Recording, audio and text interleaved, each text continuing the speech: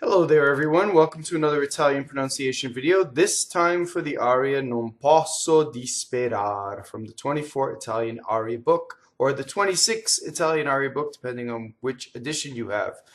We will explore the tips and tricks to help you sing your aria without accent, and also discuss the proper open and close vowels and other non-phonetic things such as phrasal doubling and assimilation.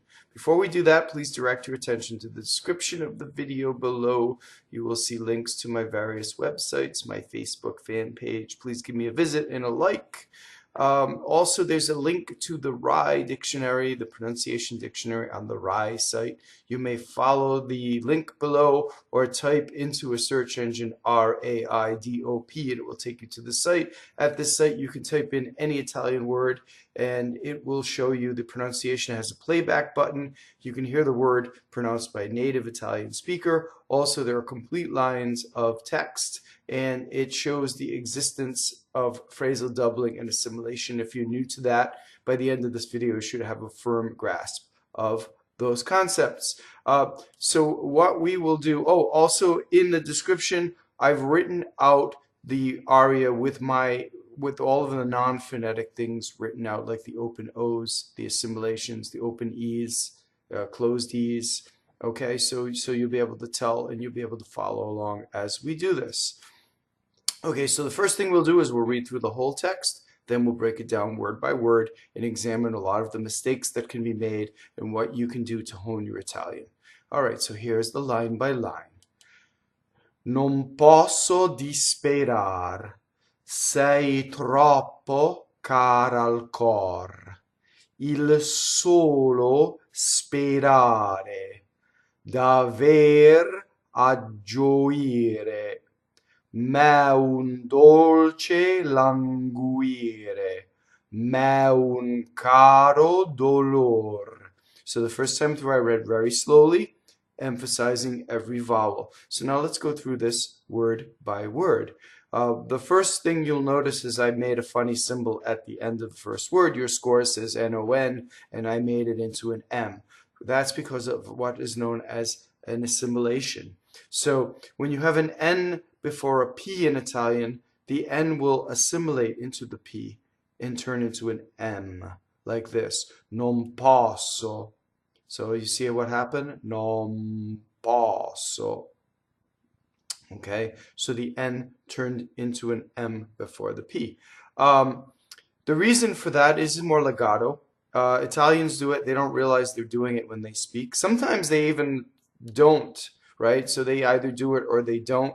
The one for singing is more smooth, right? So if I were to put the N in my mouth like that, the way we customarily do with the tip of my tongue, and I were to sing non posso, in order to do a legato, I would have to release my tongue and then I'd have to keep a vowel going, and then it would be an extra vowel, right? Non posso. You hear that extra that as I get there, non posso, non posso. So that's the thing. When if you've studied Italian, you've probably heard that Italians do not like to have consonants together, especially these two consonants. So that assimilation is done to keep the language going and flowing smoothly. It also is good for your legato to do that as you sing. Okay, so now the first vowel we're coming across is O, and O is either open or closed. Okay, so the closed form is like the word oats in English, and the open form is like aw, like saw in English. Now both of those are higher in the palate than English, right? And the jaw doesn't come back, or the jaw doesn't move while I say those as I do in English. So I'll give you an example. In English, we say no, and we slowly close to an oo. Our jaw moves, right? In Italian, it would be non, right? Not known. There is no moving, right? The word saw in English. You see my jaw moves in English. In Italian, posso. You see? Oh, so the second word, pa, does not move. No. posso. Right? So that's the difference. So the Italian vowels are pure vowels. This is how you achieve pure vowels, by not letting your jaw slide. Okay? So, if you notice, the closed O is written as a normal O in IPA, the International Phonetic Alphabet, and the open O is written as a broken circle. So if you're following along in the description, you'll see that I've written the first N-O-M as a closed O, and then posso has both an open and a closed O in it. Okay, going on. Disperar. Okay, so let's talk about R's. When do R's roll and when do they flip? Well, an R that is final, or one that touches a consonant, will go rrr, like that. One that is between vowels, also known as intervocalic, that will flip. So if you notice in this word, we have a final R that touches nothing, so that rolls, and we have the first R that is between two vowels. Disperar. In no way is that R like an English R or an American, especially an American R, which is more like a vowel, and it's down here, right? So you don't in no way want to say disperar or despair. And I've even seen people roll the R's perfectly, but then go to an American position in between. The R in the vowels have nothing to do with one another. And here's another rule for Italian. Italian vowels do not harmonize to anything, right? So what do I mean by that? If I were to just do the vowels alone in this word, I, E, A, and I were to do them long, I, E, A, they're exactly the same if I put the consonants in. The consonants do not influence them. Disperar. So the R doesn't drag disperar as it does in English, right? I know that's horrible, right? So we say things like car. See, so the vowel and the consonant actually mix together in this mishmash in English. Does not happen in Italian. Okay, so I hope that helps you. Now, E's are either A or A, right? Both of those are higher in the palate than English. Now, I can give you English examples that will be lower. So, like hey is for horses, or head, right? That's the open E, head, closed E, hey, except for they're lower in the palate and they glide, right? So my jaw moves. So when I say hey, I go to an E. When I say head, I go to an I. And it glides very slowly, so it does not happen in Italian, right? So you just stay there. And you're exactly in the same. So you can do that. Gives you a look of astonishment when you do it, right? Okay. Now I know that's going to end up being my YouTube thumbnail that YouTube picks for me with me in that position. That will be one of them, guaranteed.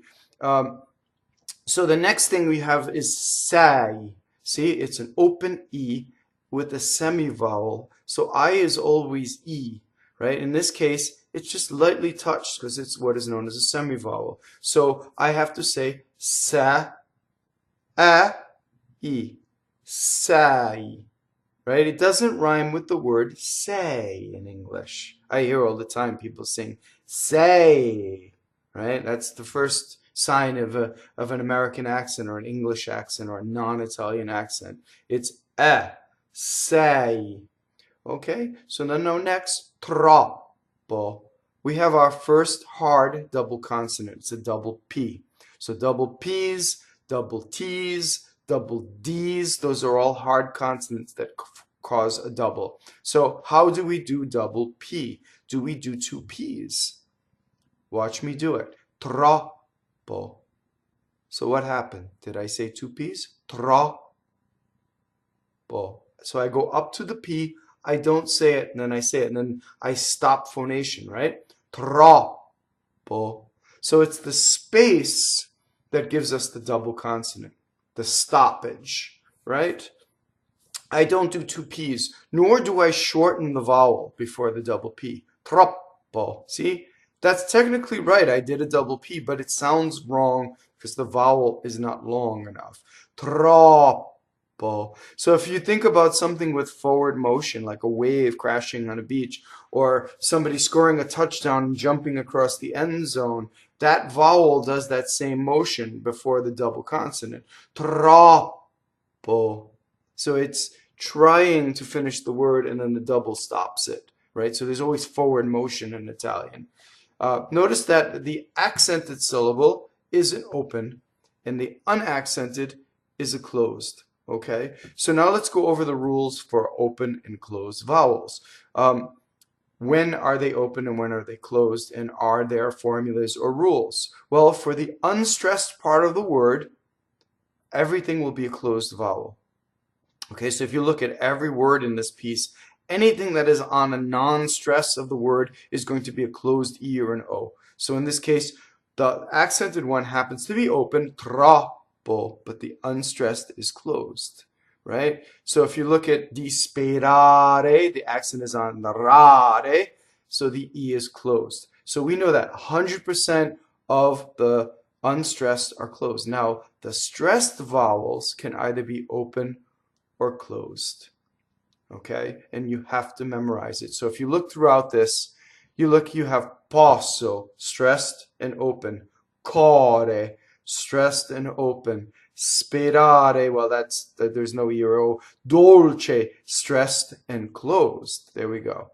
Okay, so dolce, avere, stressed and closed. So you have to memorize all of the stresses, right? And that's what the DOP is good for. If you have a question, just go look it up. If you find a word that you haven't come across before, go look it up on the DOP, and you can tell whether it's open or closed on the stressed. Okay. So going on, cara, a. So the printed A is always a, right? So it never neutralizes. In English, when we have a whole bunch of a vowels, we tend to make them a, right? So think about the word America, right? Right? In Italian, it's America. Okay, so it's always a. So in this word, cara. Okay, let's talk about the hard K, right? So in Italian, in every language, there are voiced consonants and unvoiced consonants, right? So K and G are the same. So if I voice it, ga, ga, right? If I unvoice it, ka. So what that means is during the K, my vocal cords do not engage. During the G, my vocal cords, ga, are still vibrating.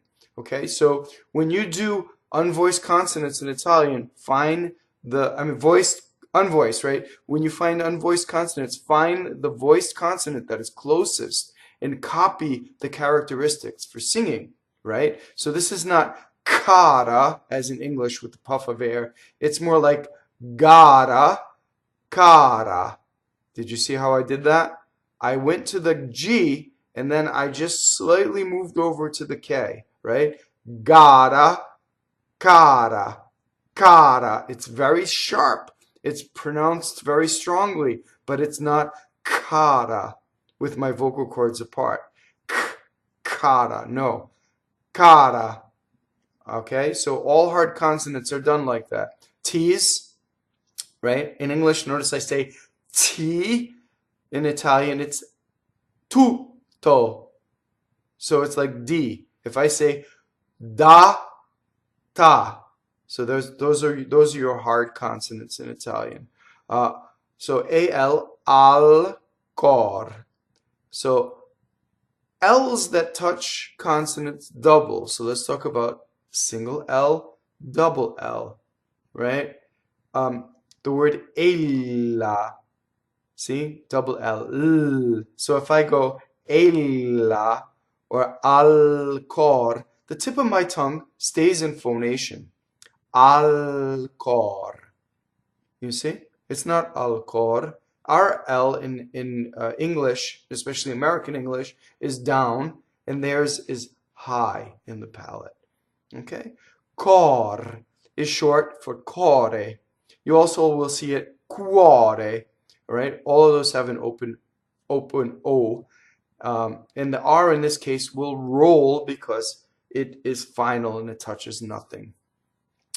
Il solo. So notice that I have a double L and a single L, right? This is one of the most common mistakes in Italian. I will hear solo with a double L. Now, how did I make it double L? Mainly just by holding it in phonation. Sol. Wrong, see? Solo. So how do we get rid of double L? We put all of our generosity towards the O. Solo. And then we just barely touch the L. The L is there, it's sharp. Solo. Right? Now if I go L, it's double L. Solo. Wrong, you see? Double L. Now the IL before that touches the S, right? So printed I in Italian is always E, right? So it's an E vowel. The L before the S will be double L because it touches a consonant. Il, see? Il solo. So to do those two together, that's a very good pronunciation practice pattern for you to do double L, single L. Il solo. Okay, going on. Sperare. Notice that none of the R's roll. Why? They're all surrounded by vowels, right? The accent is on the A. So all the E's are closed because they're in the unstressed position. Sperare. Okay, going on. This is short for davere. Avere is the verb to have, right? All of the ere tense is closed E. It does not rhyme with chair, right? I hear a lot daver, right? In non-Italian speakers. Daver, right? Remember that the R has nothing to do with the A. A, E. Practice. A, E. Daver. Daver. Okay, now the word a, the preposition, is what is known as a strong monosyllable. And it's very interesting because you only have one strong monosyllable before a